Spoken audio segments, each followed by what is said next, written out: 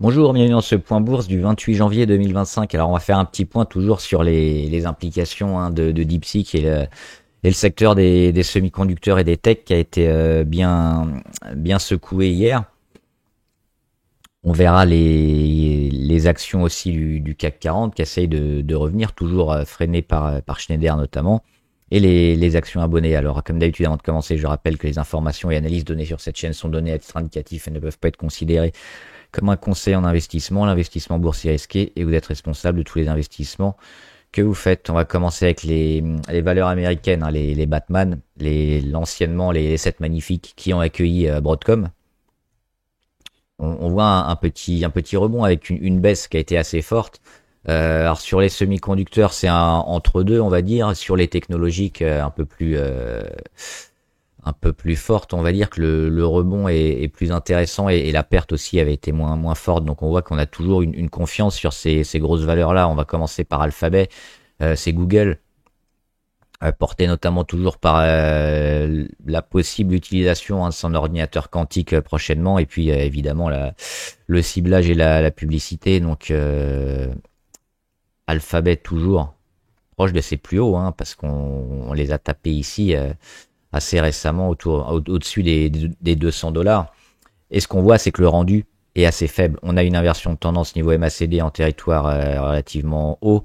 Donc une consolidation qui se met en place, et la consolidation elle est à plat. Donc gros signe de force, hein, sur cette séquence sur Alphabet. On revient tester le support à 191. On aura certainement, hein, sur cette valeur-là peut-être une nouvelle cassure vers le haut qui l'amènera encore dans une séquence haussière, à moins qu'on ait des mauvaises nouvelles, notamment sur le démantèlement voulu par certains juges pour monopole et abus de position dominante, notamment sur les moteurs de recherche ou sur Chrome aussi, qui pourrait être démantelé. Mais a priori le marché joue pas tellement ça et est toujours plutôt largement favorable et acheteur sur Alphabet. Donc toujours une valeur intéressante pour moi à moyen et long terme. Et je suis toujours investi sur Alphabet. Amazon, en grosse baisse hier, mais on avait fait un gap à l'ouverture. On a tout repris, hein, dans la journée, et puis aujourd'hui on confirme. Donc toujours aussi, on est sur le plus haut historique, hein, sur Amazon, toujours une très belle valeur. RAS là aussi, avec à la fois, hein, les ventes par correspondance soutenue par la force du marché de l'emploi américain et le pouvoir d'achat des Américains, mais aussi tout ce qui est technologique avec AWS. Donc là aussi, on est toujours positif et haussier sur Amazon, même si on commence à s'éloigner, hein, des moyennes. Alors on pourrait peut-être avoir une période un peu de consolidation, mais là on est plutôt parti peut-être pour une petite hausse encore ces prochains jours. Toujours acheteur sur Amazon. Apple, les résultats, ils sont quand sur Apple? Ils sont jeudi. Normalement, un jeudi, on aura les résultats. Et là, on est acheteur depuis aujourd'hui sur Apple, parce que le rebond, on l'avait vu, hein, sur les 219, autour de la moyenne à 200, au-dessus du support à 219. Ça s'anticipait, mais il fallait pour moi, je pense, attendre cette petite cassure, hein, et à la fois de l'oblique court terme et puis éventuellement de la moyenne à 20. C'est fait aujourd'hui, donc on va jouer certainement les résultats. Alors est-ce qu'ils seront bons ou pas? On sait que le secteur des téléphones portables revient un petit peu, hein, notamment les ventes mondiales sont en hausse. Alors on a fait deux grosses journées avec des gros chandeliers verts, donc positif aussi sur Apple. Alors les résultats vont évidemment amplifier, hein, le mouvement et apporter un peu de volatilité, mais pour moi ici c'est un signal d'achat intéressant pour rentrer si on n'est pas dessus et si on s'intéresse notamment à Apple. Broadcom, secteur semi-conducteur, ça va un peu moins bien, donc il y a eu une grosse chute notamment hier, hein, elle continue plus ou moins aujourd'hui. Alors on le voit, c'est relativement faible, hein, moins 0,5, donc on commence déjà à stopper la chute. Il faudra voir la réaction, éventuellement les rachats. On était déjà dans une période un peu de conso, hein, quand on a des grosses hausses comme ça. C'est compliqué d'aller vers le haut, même si là, dernièrement, elle essayait. Il y a toujours cette zone de gap. On est toujours haussier moyen terme, je pense, sur Broadcom. Donc là, le but, si on veut s'intéresser à la valeur, attendre que ça redescende bien, hein, plusieurs jours, qu'on ait cette conso. Et Broadcom, il devrait repartir éventuellement le comblage de gap sur les 183. Et surveiller toujours ce qui sera fait sur les annonces. Mais il y a eu tellement d'argent investi, hein, sur sur le secteur tech notamment, que ça me semble toujours favorable à moyen terme. Meta Platform, on n'en parle pas souvent, mais c'est une trend following impressionnant, hein. Il progresse toujours très fort, hein, Facebook et ses amis. Un nouveau plus haut historique encore aujourd'hui, donc pas de nuages à l'horizon pour Meta Platform. Toujours plutôt haussier, éventuellement à rentrer en DCA, hein, ce genre de graphe c'est intéressant, ou même pour le moyen long terme dès maintenant.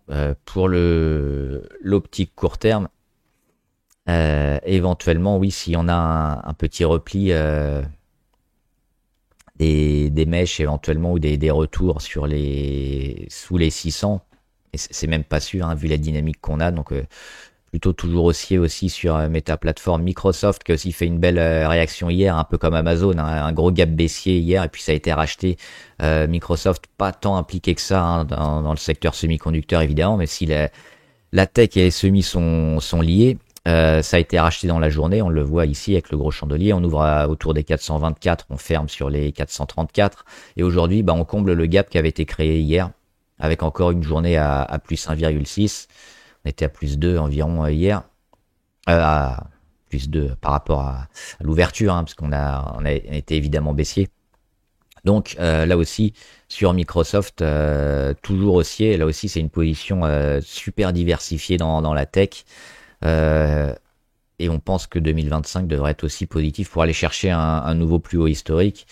Donc RAS, hein, notamment depuis la conso ici, dont on est sorti début décembre, qui nous a fait acheter le titre, hein, quelques semaines plus tard, le rebond technique et puis la phase de pullback sur les moyennes, et derrière ça repart, donc toujours favorable sur Microsoft. Nvidia, alors évidemment les semis se sont fait défoncer, notamment pour tous les investissements colossaux qui ont été faits et qui sont peut-être mis en cause par moins d'investissements, mais là j'ai encore des doutes, hein, sur la Chine et sur les chiffres qui sont annoncés par les Chinois et DeepSeek, notamment sur les puces utilisées, parce qu'on sait qu'il y a un embargo, et à mon avis ils ont utilisé bien plus que les 6 milliards annoncés, on verra. Nvidia, grosse chute, retour sur la moyenne à 200, et aujourd'hui on est en train de la jouer. On mèche au même niveau qu'hier sur les plus bas, on commence déjà à rebondir. Alors petit rebond, pas énorme, mais on prend plus 2. On va certainement travailler cette zone-là, hein, la moyenne à 200. On était déjà dans une période de consolidation. Finalement, on n'est pas loin du prix juste ici sur Nvidia. Les résultats, c'est le 26 février, on a encore le temps. Pour moi, c'est éventuellement une opportunité de marché à prendre si on s'intéresse à Nvidia, parce que le DeepSeek, je pense, n'est pas assez solide pour remettre tous les investissements en cause et toute la chaîne qui a été mis en place sur l'IA et les semi-conducteurs. Donc à voir évidemment, hein, on pourrait avoir une continuation de la baisse, mais déjà on voit qu'aujourd'hui on a un certain frein dans la baisse, voire un rebond, hein, ce sera confirmé ce soir, mais c'est plutôt intéressant. Et puis Tesla, la conso, elle suit son cours, elle est relativement faible pour le moment. On va arriver quand même sur des niveaux où il va falloir soit casser vers le haut, soit casser vers le bas. Moi je l'attends plutôt vers le bas, on verra, mais ça, je pense que ce sera intéressant, hein, Tesla, avec la politique de Trump, et aussi les droits à polluer, hein, qu'elle pourrait vendre aux autres constructeurs, notamment par le biais de café ou café, je sais plus comment on prononce, hein, qui régule un peu les émissions de CO2. Donc oui, Tesla intéressant, mais toujours en consolidation, donc on attend éventuellement. Moi j'aimerais bien la choper ici sur les 313 et accompagner ensuite le rebond. Alors est-ce qu'elle va rebondir avant sur les 380, on verra. La conso elle est pas terminée, hein, pour le moment, donc c'est trop tôt pour rentrer sur Tesla. Mais dès qu'il y aura des bonnes nouvelles, éventuellement, ou qu'on mèche par là et qu'on panique un peu, ce sera un prix intéressant. On va regarder le CAC 40 et les valeurs du CAC. Il reste une minute avant le fixing, on va le faire quand même. Le CAC qui fait pas grand chose, et un petit rebond de 0,05. Il y a quand même eu un rebond sur beaucoup de valeurs et et beaucoup de vert, hein, on va le voir, on va attendre encore quelques secondes que le fixing y arrive. Euh, sur le CAC 40, il faudra que les résultats maintenant viennent. Alors, on va faire une petite vidéo sur les résultats de LVMH peut-être ce soir, hein, qui arriveront dans quelques minutes. Sinon, on aura Eurofin, Sanofi et STM le 30, donc ça doit être jeudi. Et ce soir, donc on a LVMH. C'est ça qui va être intéressant, notamment pour le luxe, hein. On sait que c'est énormément pondéré. Et voir un peu les catalyseurs. Est-ce que les résultats vont permettre de continuer? Mais déjà, euh, est-ce qu'on n'est pas allé au bout du rebond technique? Je pense qu'on aura la réponse ce soir et donc demain avec les résultats du marché et comment le marché va réagir sur les résultats d'LVMH, hein, qui est la première pondération sur le CAC 40. À savoir, est-ce qu'on rachète ou est-ce qu'on a déjà anticipé des bons résultats? Est-ce qu'on casse les 7988 pour aller taper les 8000 et faire un gros rebond, hein, sur le CAC 40, ou est-ce qu'on commence à consolider un peu plus? Donc réponse ce soir et demain. On va voir les grosses variations avec notamment Téléperformance. Alors plutôt positif, hein, toujours sur Téléperformance. Il y avait cette zone sur les 88 qui avait été énormément jouée, un peu en obstacle ces derniers jours, et puis on l'a cassé hier. On confirme aujourd'hui. Alors les résultats sur Téléperformance, ils sont loin, hein. Je crois qu'ils sont au mois de février. 27 février, il me semble, sur Téléperformance. Donc, on a du temps avant les résultats. Mais moi, c'est une valeur que j'aimerais bien. Alors, c'est un peu spéculatif, mais il y a éventuellement un rebond. On l'avait noté, hein, ici depuis la fin d'année dernière. Éventuellement, jouer une petite ligne, hein, pour un rebond sur Téléperformance. Ça s'achète tant qu'on tient le support. Capgemini, ils confirment. Alors eux aussi, il faudra casser notamment les 180 ou les 171. Là, on va commencer à arriver dans le dur. Mais le rebond, il se fait et on est en train de sortir peut-être de cette grande baisse, hein, sur Capgemini. Alors le timing maintenant est pas idéal. On avait une première possibilité d'achat ici sur les 160. Maintenant, il faudrait peut-être attendre un retour pour le retournement final, je dirais, mais c'est pas encore acté. Puis Dassault Systèmes, alors les valeurs, notamment en relation avec la guerre et la défense, sont toujours plutôt bonnes, hein, en France et en Europe, un peu sous-valorisées. Il devrait continuer à y avoir des investissements. Donc Dassault Systèmes fait un rebond technique impressionnant. Éventuellement, si on veut la reprendre, peut-être après sur une conso. Sinon, il y a plutôt Thales qui me semble intéressant et qui est un peu moins impacté par la guerre en Ukraine, car elle est peu vendeuse sur ce marché-là. Donc même s'il y a une trêve en Ukraine, ça devrait pas impacter trop Thales. Et on voit que c'est une valeur qui a été peu valorisée ces dernières semaines par rapport à d'autres. Donc je pense, malgré le gros rebond là, qui succédait à une grosse chute sur les possibles fraudes et corruptions. Donc plutôt intéressant pour moi Thales, hein, ça s'achète et on pourrait lancer prochainement un gros rallye haussier si on arrive à accumuler ici et à déborder, hein.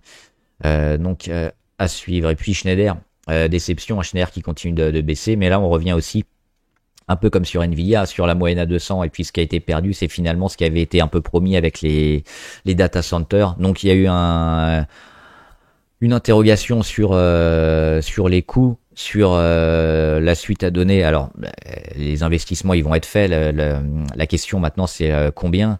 Est-ce qu'on va investir beaucoup ou énormément? C'est un peu la seule question. Donc, comme il y avait de l'incertitude sur éventuellement quelques reports de data center, mais pour moi, ça remet pas en cause, hein, le Schneider qui devrait profiter, quoi qu'il arrive, de beaucoup de data centers, et même avec un nouvel acteur dans les pattes des gros, hein, les data centers, ils devront avoir besoin de Schneider Electric pour baisser les coûts en énergie. Donc, pour moi, on devrait jouer peut-être un rebond prochainement. Là, on est sur les niveaux. Il y avait deux niveaux, hein, les 247 et les 235. Alors, on en enfonce un peu là, les 235 sur moyenne à 200. Mais je pense que demain, on devrait commencer à travailler cette zone-là sur Schneider. Donc, à surveiller. Toujours positif, hein, moyen terme. Et puis STM, ça fait partie des petits, mais j'aime pas trop, hein, toujours. Alors, le point positif, c'est que on essaye de se raccrocher au 23,8 depuis un moment. Alors, on le casse un peu quand même, éventuellement on a ça, hein, sur STM, mais oui, peut-être, si on a un petit rebond. Mais j'aime pas trop jouer les plus faibles. Et puis on va faire les valeurs abonnées. Et avant les valeurs abonnées, on va parler juste d'une valeur qui me semble super intéressante, peut-être à prendre prochainement ou dès maintenant, c'est ARM. Alors ARM, on sait, ils sont la propriété de SoftBank, hein, la banque d'investissement qui avait été notamment, enfin qui est impliquée dans le projet Stargate des investissements massifs, notamment aux États-Unis, pour l'intelligence artificielle. Donc, et c'est également ARM, c'est les propriétaires intellectuels sur la conception des puces de téléphones portables, de la plupart, hein, plus de 90% des smartphones. Donc, un marché IA qui devrait bouger. Donc là, on a baissé à cause de DeepSeek, mais ça va évidemment continuer. Un marché des smartphones qui remonte, on l'avait vu dernièrement. Le projet Stargate, à mon avis, c'est peut-être la prochaine grosse valeur à acheter. Je suis pas encore dessus, je pense que je vais m'investir prochainement. On a vu cette grosse consolidation, hein, qui a mis pas mal de temps. La belle réaction, le retour ici sur l'oblique des plus bas, hein, sur ARM, 2023, 2024 et maintenant 2025. Le petit gap baissier, on est déjà en train de stopper la chute. Belle valeur à surveiller, hein, ARM. Et enfin, les valeurs abonnées. Il y en avait beaucoup avec Apple, c'est déjà, on en a parlé tout à l'heure, hein, avec les Batman, je répète pas. Applied Materials, pas mal de gap baissiers, donc là c'est un peu inquiétant, notamment ici et ici, il y en a deux. Donc, on va être plutôt prudent. Même si on a quand même signifié éventuellement une sortie de baisse, hein, sur Applied Materials. Donc maintenant, on va certainement avoir pas mal de construction, mais on a quand même fait les étapes. Donc a priori, c'est tout ce travail-là, mais qui peut mettre beaucoup de temps et pas mal encore de volatilité. Il faut tenir les 161, mais a priori, si on tient, on devrait construire vers le haut. Maintenant, la question, c'est combien de temps ça va mettre. Est-ce que ça va mettre une semaine, un mois ou 6 mois? Mais on est bien parti pour Argan. Rebond technique sur Argan, donc éventuellement on peut jouer le rebond technique, notamment depuis le chandelier ici du 17 janvier. La force, elle est pas terrible pour l'instant. Le cours, il est baissier, on a tout cassé à la baisse sur Argan. Donc c'est spéculatif. Le point positif, c'est les petits pics de volume qui sont intéressants. Donc là, on joue le rebond technique, peut-être vers les 73, peut-être vers les 72, certainement un peu moins. Attention, Bayer, c'est horrible. On a une zone intéressante ici sous les 24,86 à dépasser. Là, on fait enfin le rebond technique sur Bayer, donc c'est ça, hein. Est-ce qu'on va arriver à cette zone-là ou est-ce qu'on va déjà piocher avant? Là aussi, ça demande certainement pas mal de temps avant de sortir, peut-être au printemps 2025. Ipango, alors intéressant parce que c'est volatile, parce qu'il y a des volumes, parce que éventuellement on joue un retournement sur Ipango.